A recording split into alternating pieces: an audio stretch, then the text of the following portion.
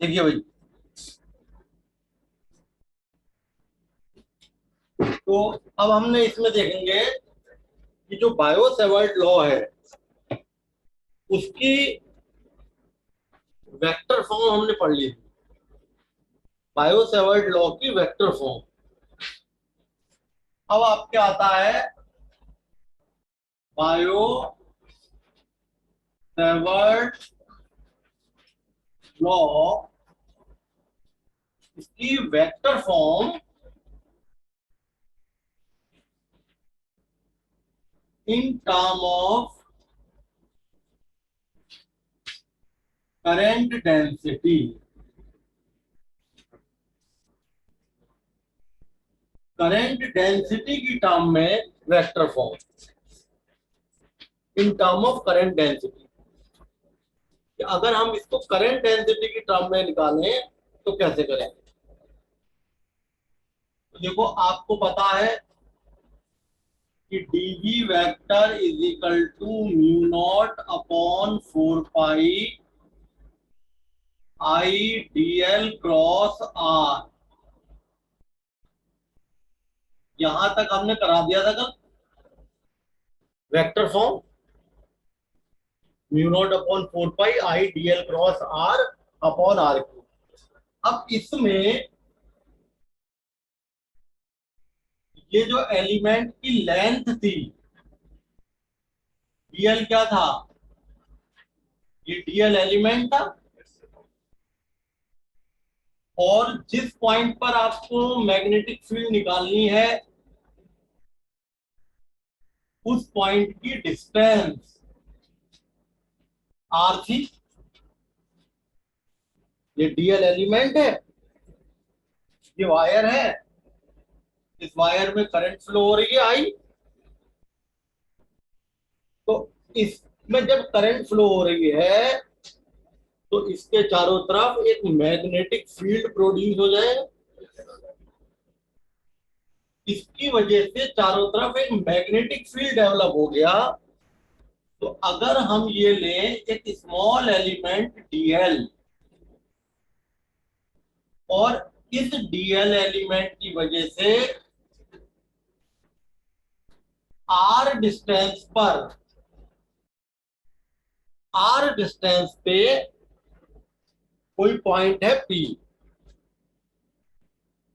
इस P point पर आपको मैग्नेटिक फील्ड निकालनी है।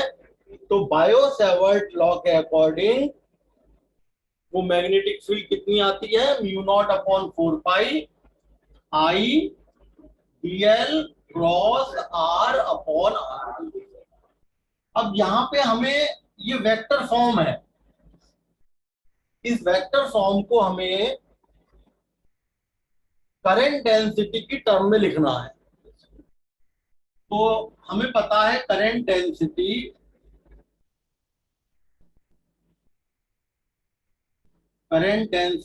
J क्या होता है? I upon A. Current density क्या होती है? I अपॉन ए। हमने क्या किया, इसको I अपॉन ए dl से ऊपर मल्टीप्लाई कर दिया और dl से नीचे मल्टीप्लाई कर दिया। dl क्या है? इस एलिमेंट की लेंथ। ये जो एलिमेंट है इसकी लेंथ है dl। तो dl से मल्टीप्लाई करा, dl से डिवाइड करा, a इंटू dl एरिया, और dl क्या बन गया? ये स्मॉल वॉल्यूम, यानी a इंटू dl। एरिया को जब आपने dl से मल्टीप्लाई किया, एरिया को लेंथ, इस लेंथ एलिमेंट की लेंथ से करा है, तो ये वॉल्यूम बन गया इसका। केवल स्मॉल वॉल्यूम बना। dv क्या है? Volume of element, length element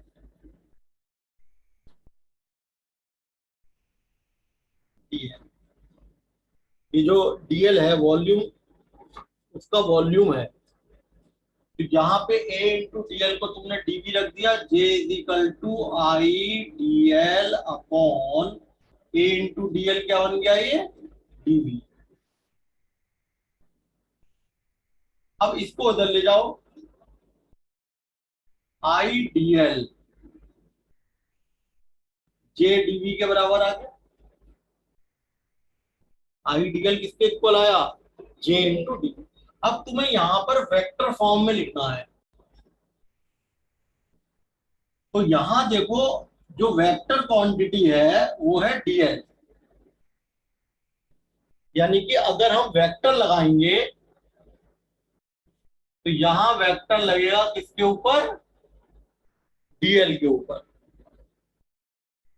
length element के ऊपर। और यहां पर वेक्टर क्वांटिटी कौन सी है, करंट डेंसिटी। यानी वेक्टर लगाएंगे करंट डेंसिटी पे। तो ये हो गया I dl vector equal to J vector dV. क्योंकि यहां लेफ्ट साइड में वेक्टर क्वांटिटी थी डीएल और राइट साइड में वेक्टर क्वांटिटी थी जे। अब ये वैल्यू उठा के किसमें रखते हैं हम, फर्स्ट इक्वेशन में रखते हैं इसमें। तो dB is equal to mu naught upon 4 pi I, ये देखो I dl cross r. I dl की जगह, आई डीएल वेक्टर की जगह जे डीवी लिखते हैं। जहां पे आई डीएल है जे डीवी क्या रखते हैं इक्वेशन नंबर 1 में।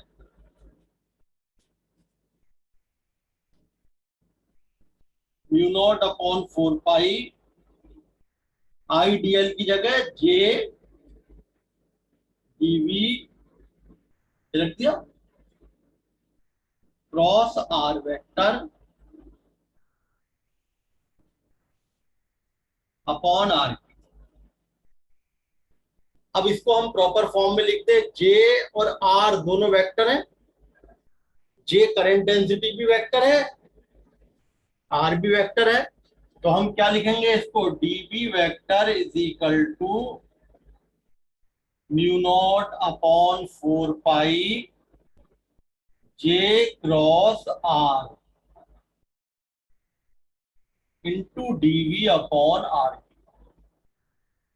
ये आपकी मैग्नेटिक फील्ड की वेक्टर फॉर्म आ गई इसकी टर्म में, जे करंट डेंसिटी की टर्म में।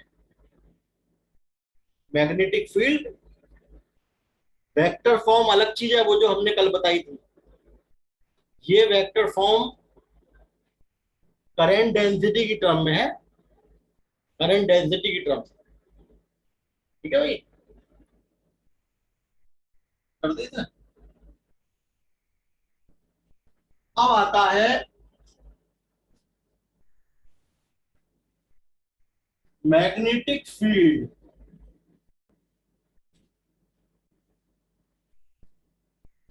अब हमारा हेडिंग क्या है कि magnetic field due to straight long wire carrying current.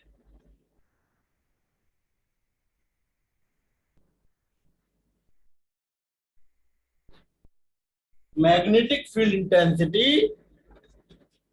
किसकी वजह से, स्ट्रेट लॉन्ग वायर की वजह से, जिसमें करंट फ्लो हो रही हो। यानी ये हमने मान लिया, ये जैसे हमारे पास एक स्ट्रेट लॉन्ग वायर है, स्ट्रेट लॉन्ग वायर है x Y.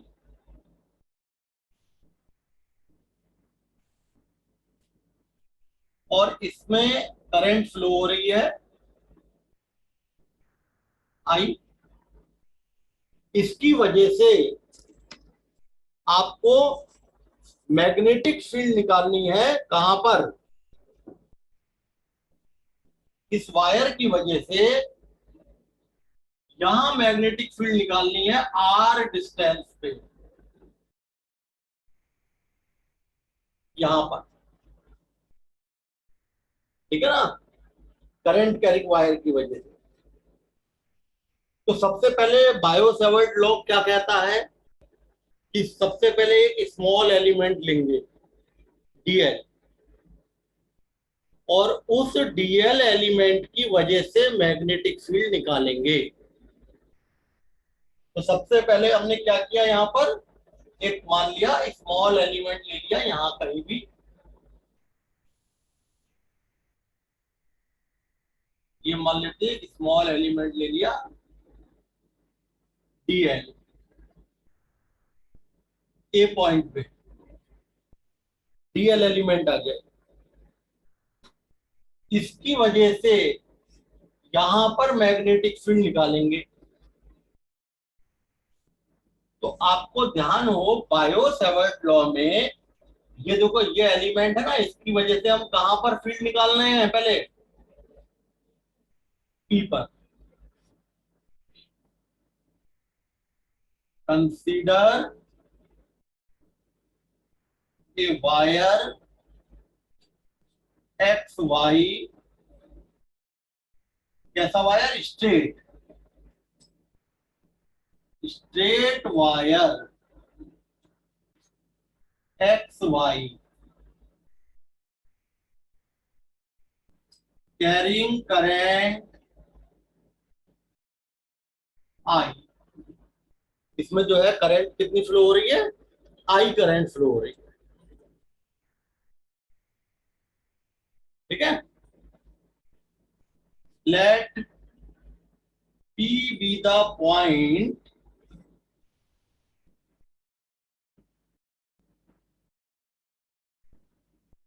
Are distance away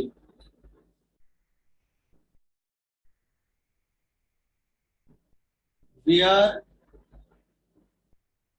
magnetic field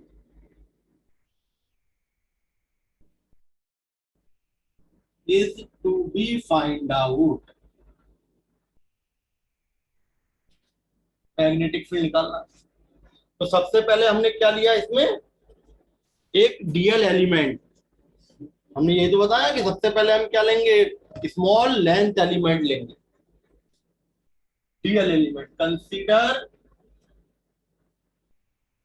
A length element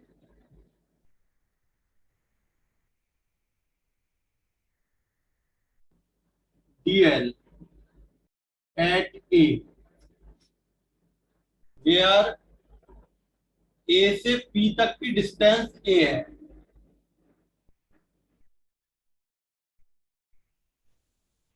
ए से पी तक की। अब आपको पता है बायो सेवर्ट लॉ में क्या था भाई, अगर ये एलिमेंट हमने डीएल लिया है, डीएल एलिमेंट, और यहां पर मैग्नेटिक फील्ड निकाल रहे हैं, तो आर हमने किसे माना था, आर हमने किसे माना था, उस डी एलिमेंट से, वो जो डीएल एलिमेंट था उससे इस पॉइंट तक की डिस्टेंस, डीएल एलिमेंट से इस पॉइंट तक की डिस्टेंस को हमने आर लिया था। यहां पर वो आर क्या है, देखो यहाँ पे ए है, यहाँ पे आर का काम कौन कर रहा है, ए कर रहा है। इस डीएल एलिमेंट से इस पॉइंट की डिस्टेंस, जिसे हम यहाँ पे आर कह रहे थे, वहां पे यहाँ पर ए है वो, यानी कि बायो सेवर्ट, और ये डीएल और आर के बीच का एंगल क्या था, डीएल और आर के बीच का एंगल थीटा था। तो यहां पे देखो डीएल और ए के बीच का एंगल थीटा हो, डीएल और ए के बीच का एंगल बन गया थीटा। तो पहले हम मैग्नेटिक फील्ड इसकी वजह से यहां निकालें। Magnetic field intensity at P due to dL, इसकी वजह से क्या हो गया भाई, dV is equal to mu naught upon 4 pi, current हो रही है आई, डीएल साइन थीटा, और नीचे क्या आएगा, तो भाई नीचे क्या आएगा, ए स्क्वायर, आर स्क्वायर की जगह क्या आएगा, आर की जगह एक तो है ए,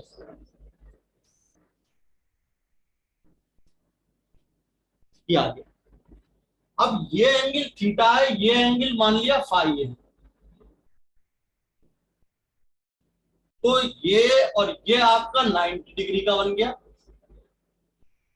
ए ओ पी ट्राइंगल में, in triangle A O P में अगर हम देखें, ए ओ पी ट्राइंगल में, तो थीटा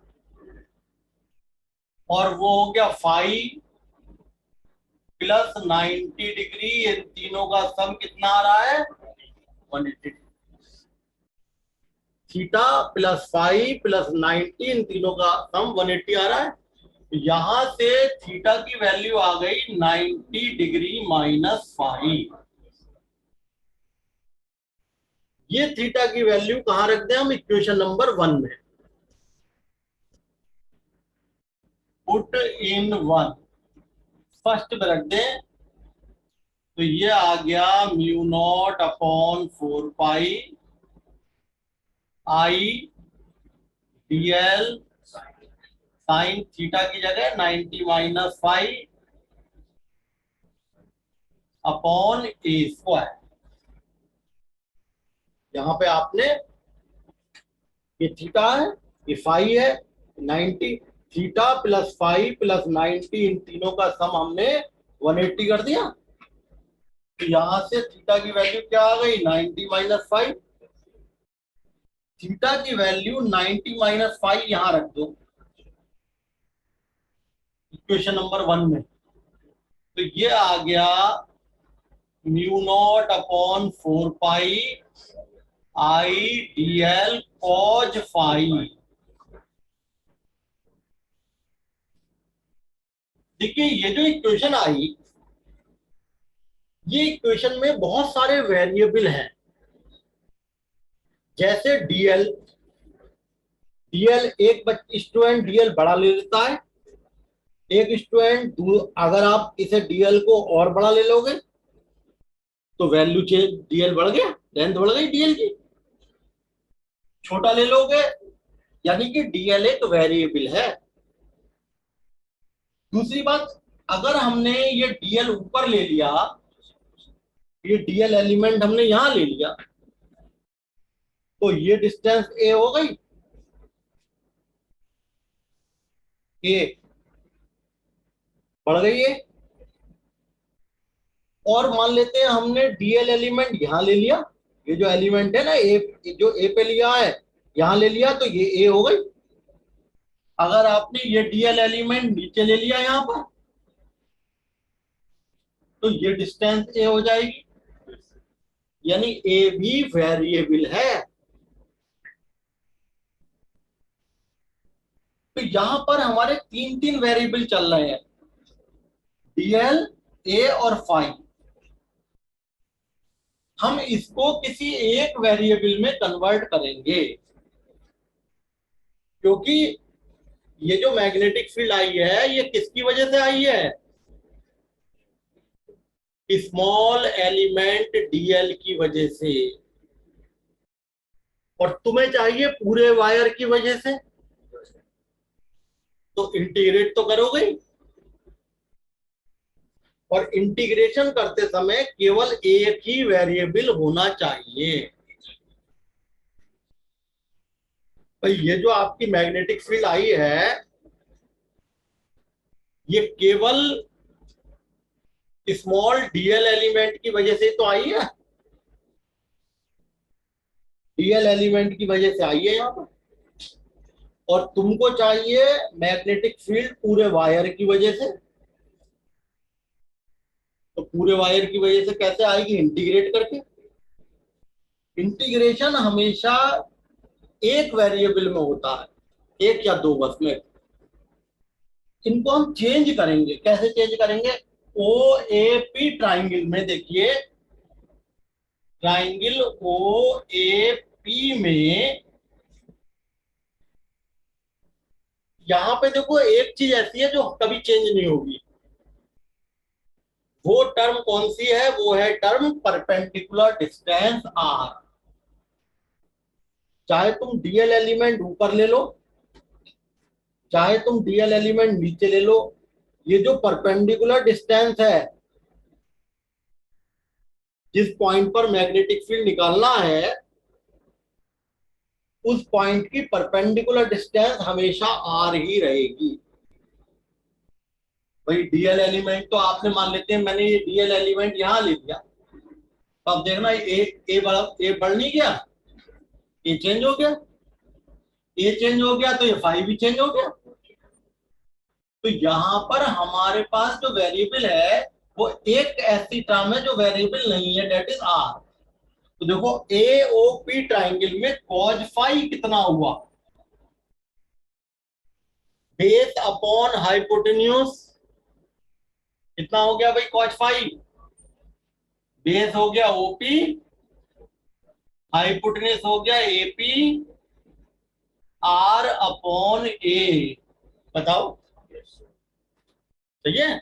तो यहां से ए की वैल्यू क्या आ गई? आर अपॉन कॉज फाई, यानी आर सेक फाई। ए हमारा देखो, ए जो है वो आर में कन्वर्ट हो गया, ए को हमने आर में कन्वर्ट कर लिया, और आर जो है वो हमेशा कांस्टेंट है। हम धीरे धीरे ये जो वेरिएबल हैं, जैसे ए हो गया, फाई हो गया, डीएल हो गया, इसको धीरे धीरे खत्म करेंगे और एक वेरिएबल बनाएंगे।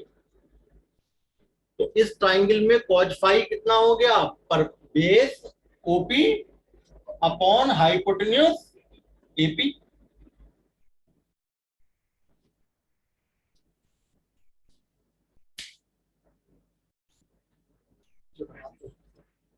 हाँ वो ध्यान दिया होगा ना, बैटरी एपी और ओपी। तो अब आप ये देखो, इसमें जो है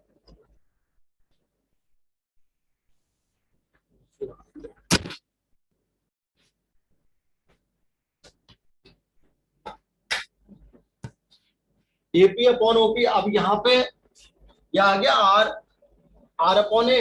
ए की वैल्यू हो गई आर अपॉन कॉज फाई, यानी आर सेक फाई। ये जो एलिमेंट है, इस एलिमेंट की ओ से डिस्टेंस एल है।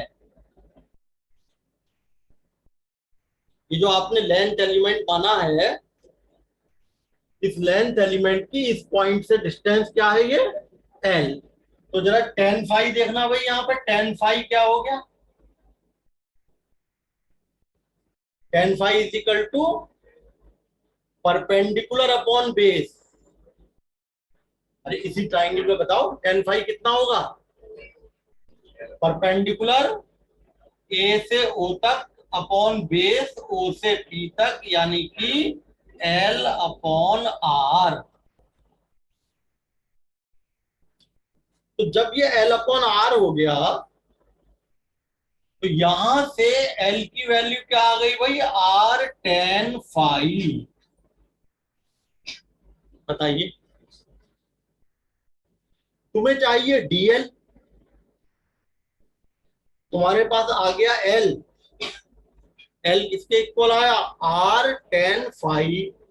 और तुम्हें क्या चाहिए? यहाँ पे एल थोड़ी चाहिए, यहाँ पे डीएल चाहिए।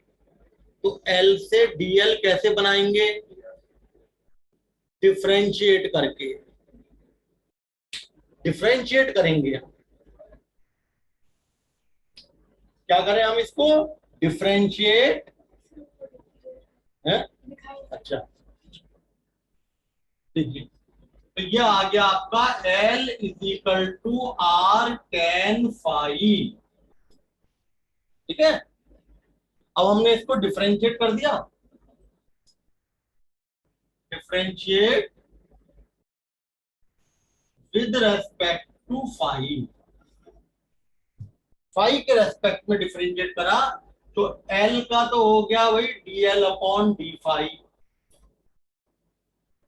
और टेन फाइव का sec स्क्वायर फाइव। अब ये फॉर्मूला है, तो जो बच्चे मैथ में नहीं है उनको तो याद ही करना पड़ेगा, वैसे तो मैथ वालों को भी याद ही करना पड़ेगा भाई। टेन फाइव का डिफरेंशिएशन जो है वो सेक स्क्वायर फाइव होता है। तो हमने देखो क्या लिया यहाँ पे, टेन फाइव की वैल्यू परपेंडिकुलर एल, बेस हो गया आर, एल अपॉन आर, तो एल की वैल्यू हो गई आर टेन फाइव, और उसको हमने डिफरेंशिएट कर दिया फाइव के respect, dL upon D phi, R sec square phi, dL की वैल्यू क्या आ गई, R sec square phi D five.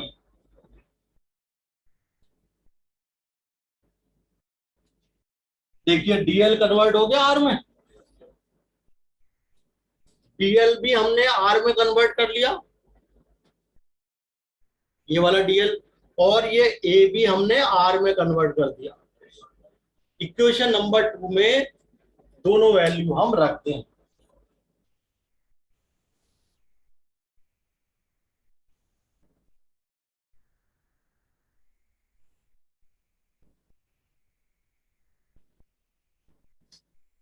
Put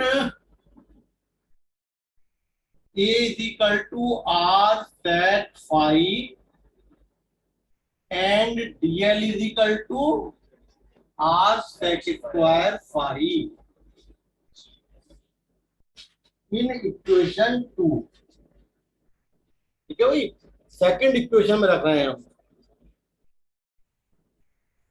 क्या है second equation? dB is equal to mu naught upon four pi I l cos five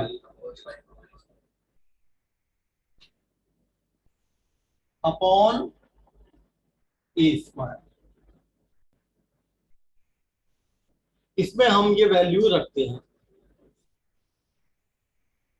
ठीक, mu naught upon four pi I dl, dl की value ये रही are sec square phi,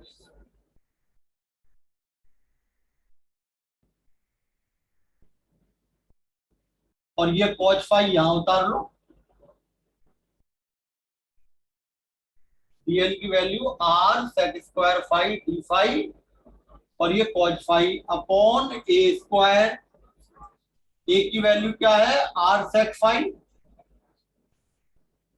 अब आप देखो cancel हो रहे हैं, सेक स्क्वायर फाइव से सेक स्क्वायर फाइव, आर से are,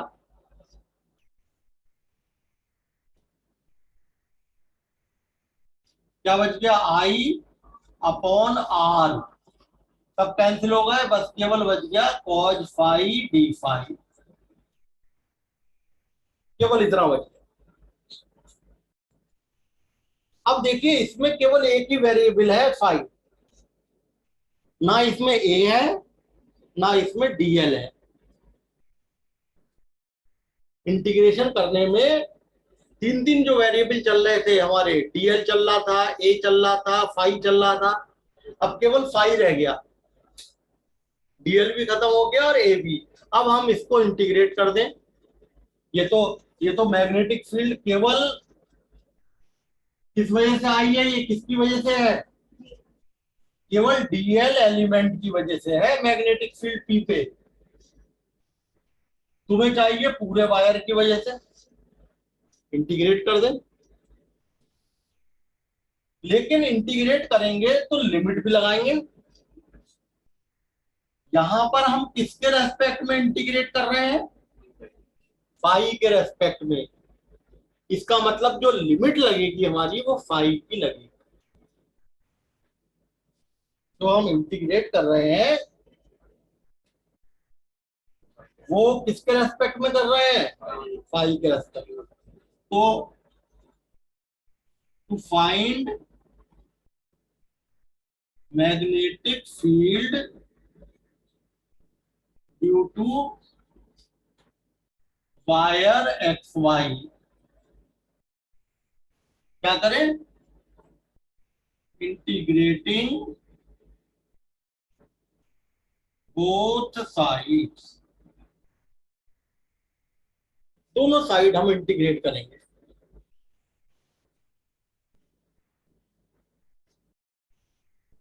mu naught upon 4 pi I upon R cos phi D phi, और हमने दोनों तरफ इंटीग्रेट करा है फाई के रेस्पेक्ट में। इसका मतलब ये हुआ कि जो हम लिमिट लगाएंगे फाई के रेस्पेक्ट में लगेगी। इंटीग्रेशन हम फाई के रेस्पेक्ट में कर रहे हैं, तो जब फाई के रेस्पेक्ट में इंटीग्रेट कर रहे हो तो लिमिट भी तो फाई की लगेगी। कैसे लगेगी लिमिट फाई की? देखो, एक एलिमेंट हम एक्स पे ले लो भाई, हमारी लेंथ कहां से कहां तक ले रहे हैं हम? एक्स से वाई तक। तो फाई क्या था? फाई था ये जो डीएल एलिमेंट है, इस डीएल एलिमेंट को इस पी पॉइंट से ज्वाइन करा। ये जो लाइन बना रही है इसके साथ एंगल, दैट इज फाई। तो अब ये एलिमेंट, एक तो हमने अगर मान लिया एक्स पे ले लेते हैं हम, तो एक्स पे ये देख रहे हैं आप, एक्स पे ये कितना एंगल बनाती है इस आर के साथ? ये एक्स पे आर के साथ मान लिया ये एंगल बन गया फाई 1। लिमिट भी तो फाई की टर्म में लोगे। तो एक एंड वायर का एक्स है, तो एक्स वाले एंड को इस पी पॉइंट से मिलाओ, ये एंगल बन गया फाई 1। और दूसरा एंड क्या है? वाई, इसको मिला दो। तो पूरा वायर कंप्लीट कवर करना है, तो पूरा वायर तो एक्स से वाई तक है।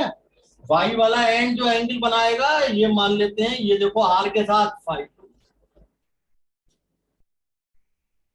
अगर हम इसको एक्स एक्सेस मान लें, ये देखो आप, ये फाई 1 वाला एंगल नीचे है और फाई 2 वाला एंगल ऊपर है। इसको हम लिखेंगे -फाई 1, क्योंकि ये एक्स एक्सेस से नीचे है। यानी लिमिट तुम्हारी कहां से कहां लगी? एक्स पर क्या है एंगल? -फाई 1, और वाई पे फाई। ये लिमिट बन गई -फाई 1 से फाई 2। अब ये आ गई total magnetic field. Mu not बाहर आ गया, 4 पाई बाहर आ गया, आई बाहर आ गया, आर बाहर आ गया, -फाई 1 से phi 2 cos phi D phi. और कॉज फाई का इंटीग्रेशन क्या होता है? कॉज फाई का इंटीग्रेशन साइन फाई। कॉज का डिफरेंशिएशन माइनस साइन होता है, इंटीग्रेशन साइन होता है। यानी ये आ गया म्यू नॉट अपॉन 4 पाई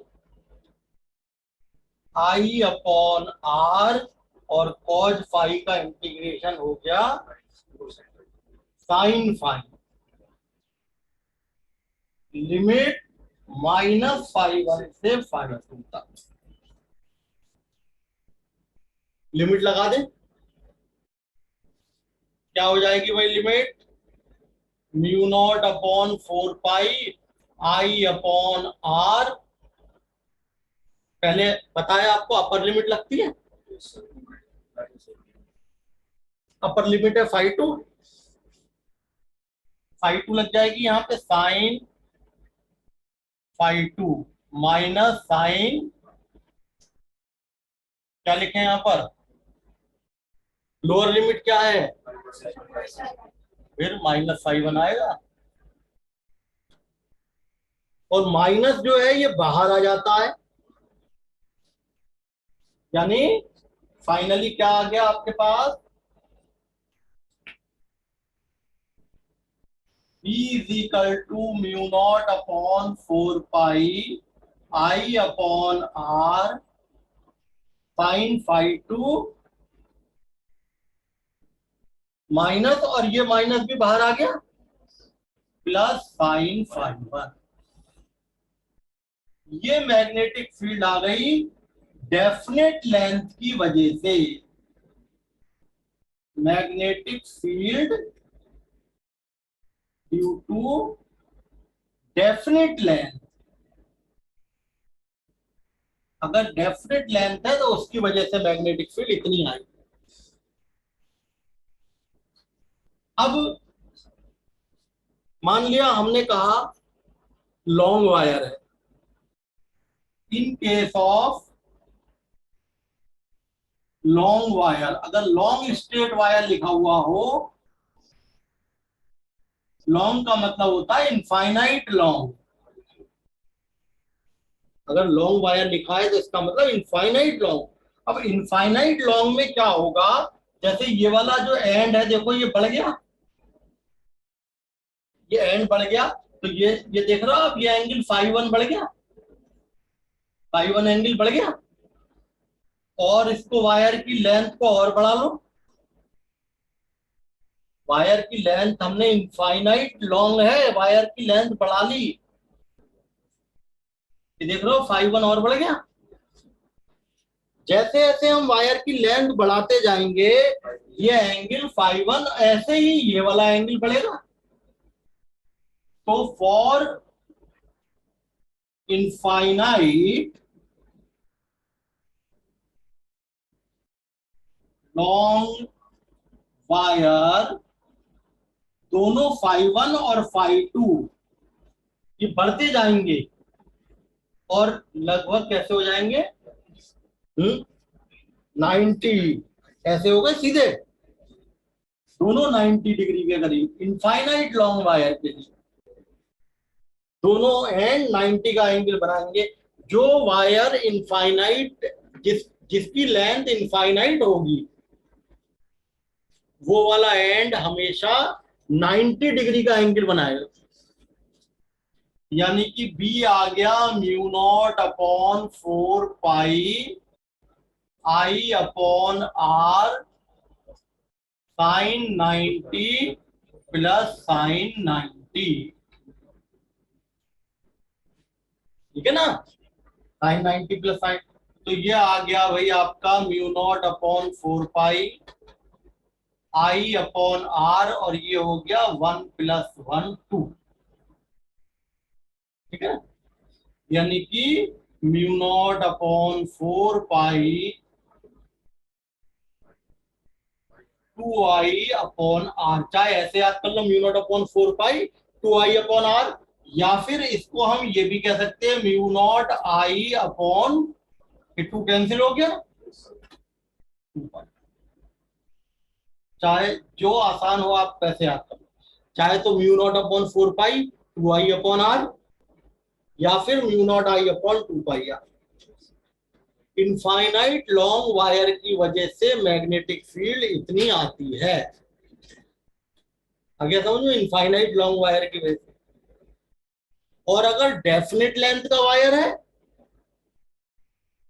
डेफिनेट लेंथ का वायर है, तो magnetic field mu naught upon 4 pi I upon R sine phi one plus sine phi two. Phi one phi two क्या है, एंगल, कौन से एंगल, जो एंड पॉइंट आर के साथ बना रहे हैं वो, ठीक है ना, तो ये आपके, अब देखिए,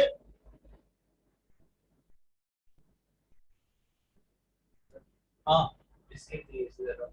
हम्म?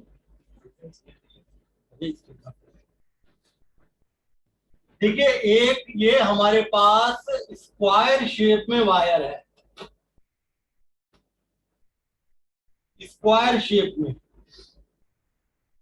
लेकिन सबसे पहले हम इसको कराने से पहले मैग्नेटिक फील्ड की डायरेक्शन कैसे निकलेगी। Direction of magnetic field due to straight current carrying wire is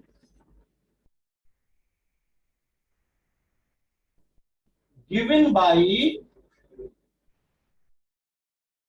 right hand thumb rule। पढ़ा भी होगा आपने। Yes sir.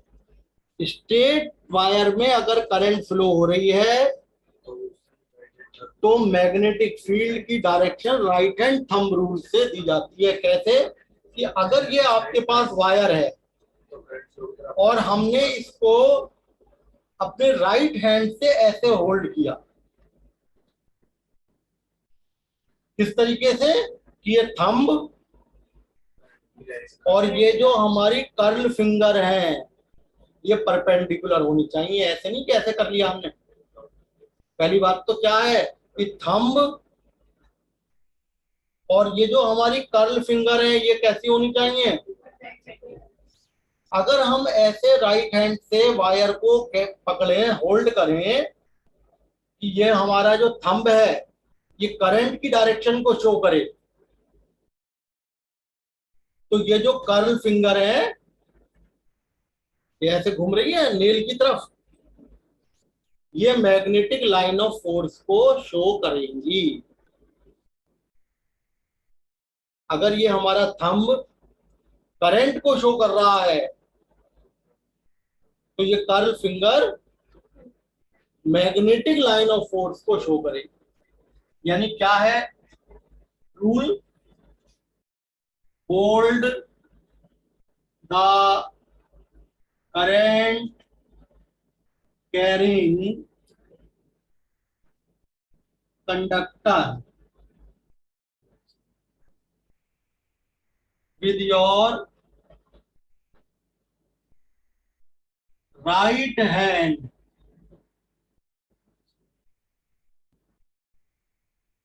such that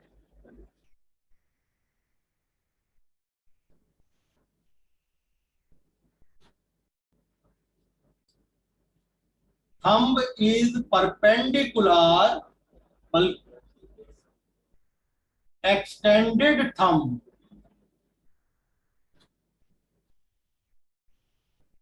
is perpendicular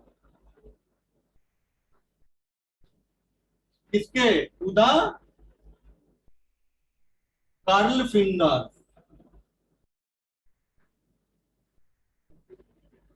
curl finger के परपेंडिकुलर होना चाहिए।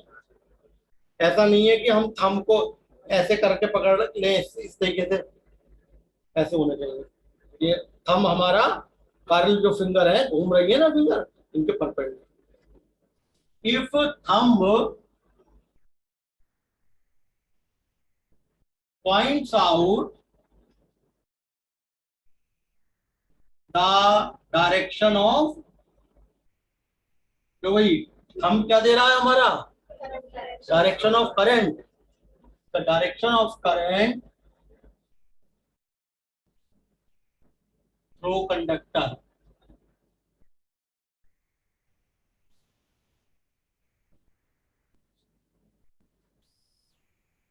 Then curl finger gives direction, किसकी डायरेक्शन देती है भाई ना, मैग्नेटिक फील्ड नहीं, मैग्नेटिक लाइन ऑफ फोर्स। ये मैग्नेटिक लाइन ऑफ फोर्स ऐसे आएंगी। Give direction of magnetic lines of force, magnetic lines of force. अब मैग्नेटिक फील्ड कैसे निकाली जाएगी? मैग्नेटिक फील्ड निकालने का तरीका क्या होता है? ये तो देखो मैग्नेटिक लाइन ऑफ फोर्स आ गई। अब मान लेते हैं तुम्हें यहां मैग्नेटिक फील्ड निकालनी है, तो इस वाले पार्ट को आप इससे टच कर दो। अब यहां पर आप देखो फिंगर हमारी ऐसे घूम रही है, तो हम क्या करेंगे, यहां पे टेंजेंट ड्रॉ करेंगे। एक टेंजेंट कैसे आएगी? टेंजेंट ऐसे आ गई। This is the direction of magnetic field. मान लिया ये राइट हैंड थंब रूल से हमने कहा ये करंट कैरिंग वायर है, और ये ऐसे करंट फ्लो हो रही है। ये ये करंट फ्लो हो रही है, और आपसे कहा जाए यहां पर मैग्नेटिक फील्ड बताओ, तो इस पॉइंट को यहां से टच कर दिया, ये आ गई। अब यहां पर फिंगर कैसे घूम रही है? नीचे की तरफ, तो टेंजेंट नीचे की तरफ आ गई। ये जो जिस पॉइंट पर आपको यहां मैग्नेटिक फील्ड निकालनी है, जैसे टच कर दिया, ये नीचे घूम रही है, टेंजेंट नीचे की तरफ आ गई। This is magnetic field. Tangent के ऊपर, sorry, magnetic line of force के ऊपर टेंजेंट खींचेंगे। मैग्नेटिक फील्ड कैसे दी जाती है? Direction of magnetic field is given by drawing a tangent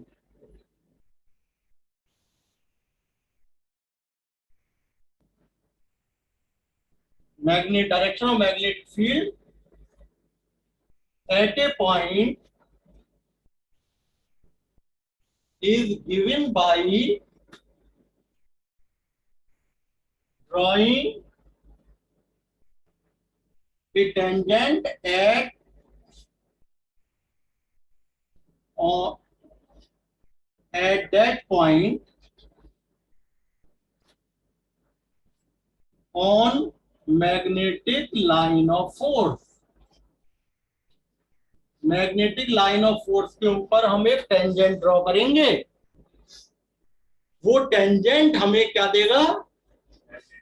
magnetic field की डायरेक्शन देगा। तो अब हमारा जो है यहां पर देखो, हम जो कहना चाह रहे हैं वो क्या है कि मान लेते हैं हमारे पास एक ये स्क्वायर कंडक्टर है। देख रहे हैं आप? स्क्वायर, ये एक स्क्वायर है, ए बी सी और डी, और इसमें करंट फ्लो हो रही है, और इसकी जो लेंथ है वो एल है। इसकी वजह से सेंटर पर मैग्नेटिक फील्ड निकालनी है। हमारा क्वेश्चन क्या है? Consider a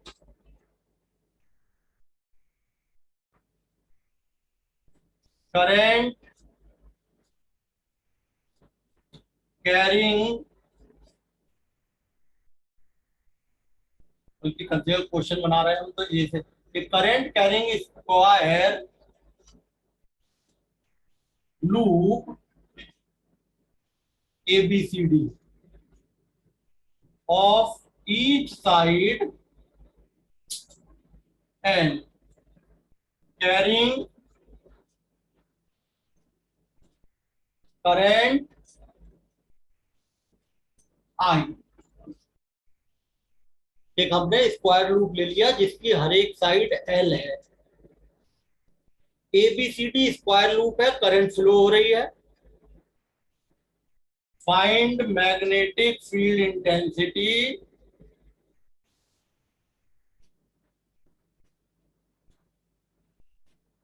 at centre O। तो आप देखो स्क्वायर लूप में 4 वायर हैं, A B, B C, C D और डी ए। ये 4 वायर हैं ये। और ये जो वायर है ये आपका देखो इनफाइनाइट लेंथ का है या डेफिनेट लेंथ का है? डेफिनेट लेंथ का।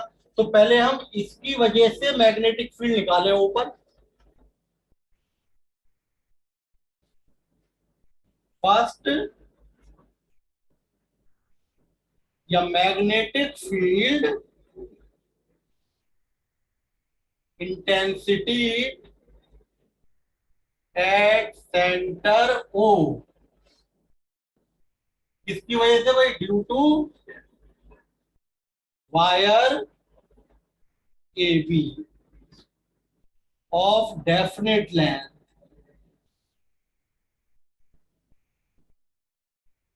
इज, क्या होती है भाई डेफिनेट लेंथ की वजह से मैग्नेटिक फील्ड? डेफिनेट लेंथ है ये ए बी। इस डेफिनेट लेंथ की वजह से मैग्नेटिक फील्ड का फॉर्मूला क्या होता था? Mu naught upon 4 pi I upon R sine phi one. वो जो 2 पाई अपॉन आर होता है वो इनफाइनाइट लॉन्ग वायर का होता है। इनफाइनाइट लॉन्ग वायर में फाई वन और फाई टू कितना हो गया था?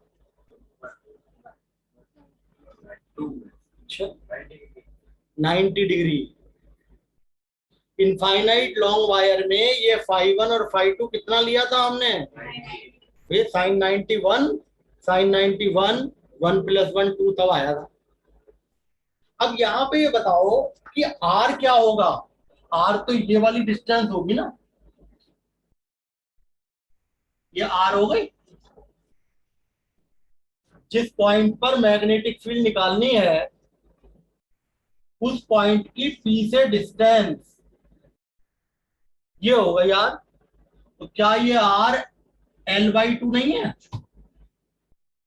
इन फिगर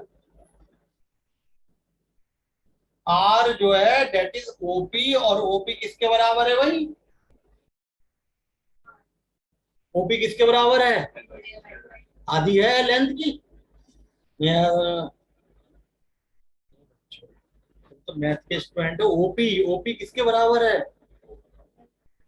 आर क्या होती है? आर जिस पॉइंट पर मैग्नेटिक फील्ड निकालनी है, ये पॉइंट है, किस पॉइंट पर मैग्नेटिक फील्ड निकालनी है? सेंटर पे। इससे परपेंडिकुलर डिस्टेंस वायर की यही तो होती है आर। तो आर ओ से पी तक हो गया, और ओ से पी तक की लेंथ कितनी है? लेंथ ये है नहीं है, पूरी लेंथ एल है तो ये आधी नहीं हो गई L/2। और फाई वन फाई टू बताओ यहाँ पे क्या होगा? फाई वन फाई टू क्या होगा होता है? हाँ, जो वायर के एंड है, एंड, ये एंड्स जो है एंगल बनाते हैं वो होता है phi one phi two. Phi one और ये फाई टू बताओ। यही तो बताया था हमने, जो वायर के जो एंड पॉइंट है, एक इस एंड पॉइंट से को ओ से ज्वाइन करो, ये जो आर के साथ एंगल बनाएगा दिस इज फाई वन, ये वाला फाई टू। कितने कितने होंगे यहाँ पर? स्क्वायर के केस में ये कितने होंगे? 45 डिग्री के। और स्क्वायर, स्क्वायर का केस है, स्क्वायर में ये दोनों एंगल 45 तभी तो 90 का होगा। रख दें भाई, पुट इन वन। अच्छा, ठीक है, चलो बस।